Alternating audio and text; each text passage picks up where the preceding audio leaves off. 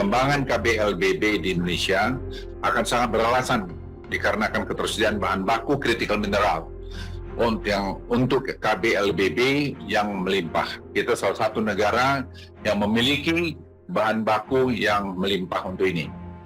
Hilirisasi kita akan lebih lengkap jika tercipta industri kendaraan listrik yang akan menggunakan hasil hilirisasi critical minerals dan industri baterai yang saat ini sedang kita bangun. Nah, ini akan menciptakan lapangan kerja, menciptakan teknologi baru, inovasi lain, dan juga akan meningkatkan pendapatan negara sendiri. Ya, kita memang nggak ada pilihan gitu, karena bahan lithium ini kita tidak punya di Indonesia, tapi bahan lain kita punya. Kalau kita import lithium dari Australia, apakah bahan untuk prekursor katoda dan produksi katoda ini sudah siap?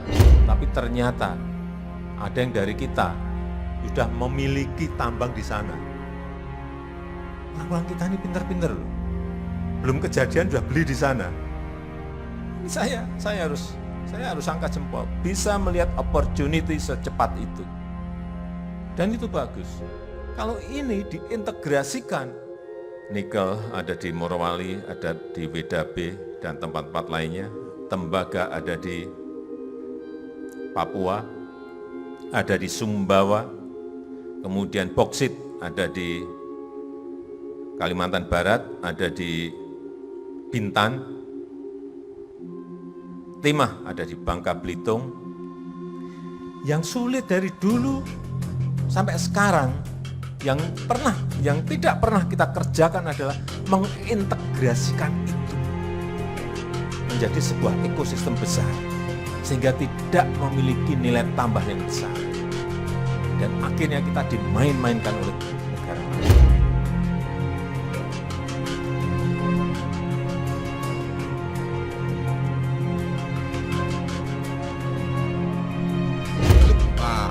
Setelah agen jadi agen Pak, jadi agennya aja.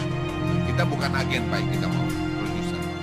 Tapi jadi produsen itu prosesnya masih banyak. Jadi soal mobil ini masih banyak negosiasi yang harus kita lakukan. Dan Indonesia adalah salah satu negara pertama yang mengembangkan ekosistem baterai mobil yang komprehensif dari hulu ke hilir.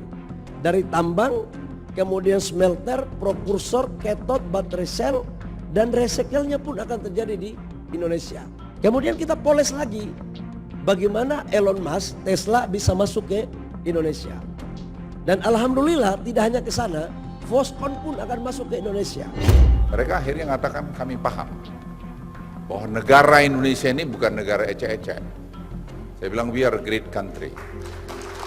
Jadi kalian jangan pernah macam-macam sama kami. Mungkin 20 tahun, 10 tahun yang lalu kalian bisa lihat kami atau you guys look down Indonesia. Today you cannot do it. Tesla, perusahaan milik Elon Musk, baru-baru ini dikabarkan akan membuka kantor dan showroom di Malaysia. Sebelum kabar ini muncul, Tesla telah digembar-gemborkan akan membangun pabriknya di Indonesia. Namun berkali-kali pula pihak Tesla tidak mengiyakan, bahkan cenderung membantah kabar tersebut.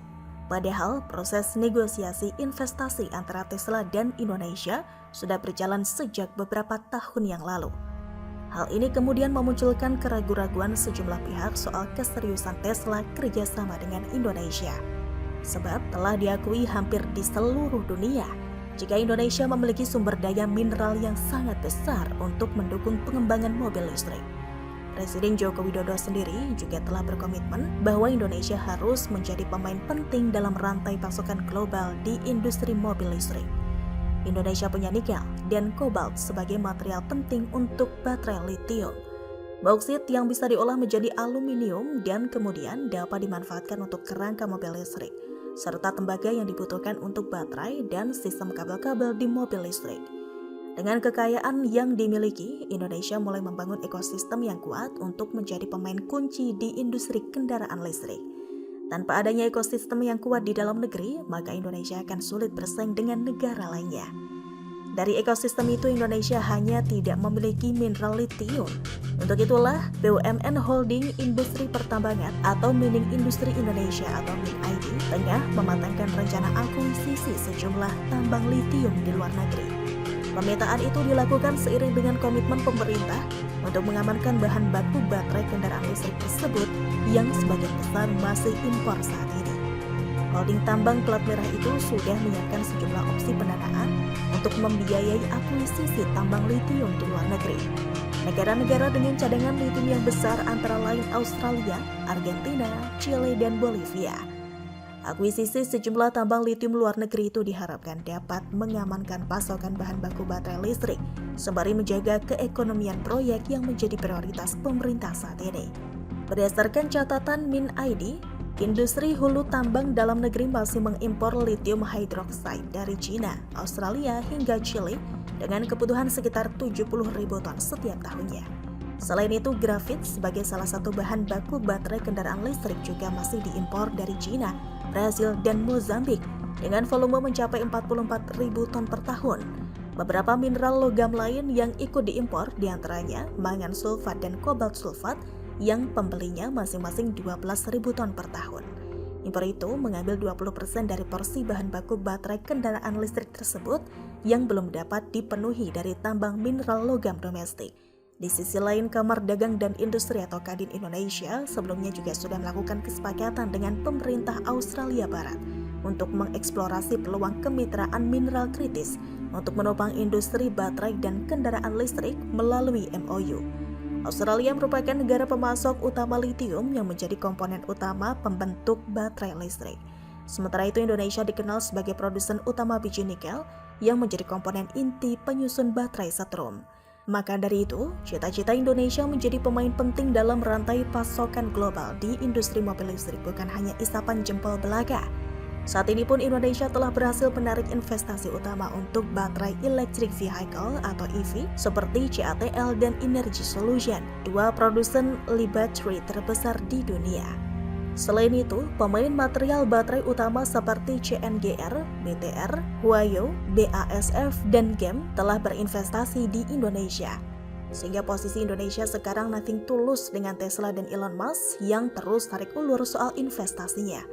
Kalau dikatakan bye-bye juga belum, kita masih akan mengajak Tesla untuk berinvestasi di Indonesia. Karena bagaimanapun dia produsen baterai lithium ion nomor 3 dari segi kapasitas produksi. Jadi bola panas sekarang ada di Tesla dan Elon Musk. Relakah mereka kalah cepat dengan pesaingnya? Atau mereka akan ngotot tarik ulur sampai perusahaannya benar-benar bangkrut karena produknya makin gak laku di pasaran?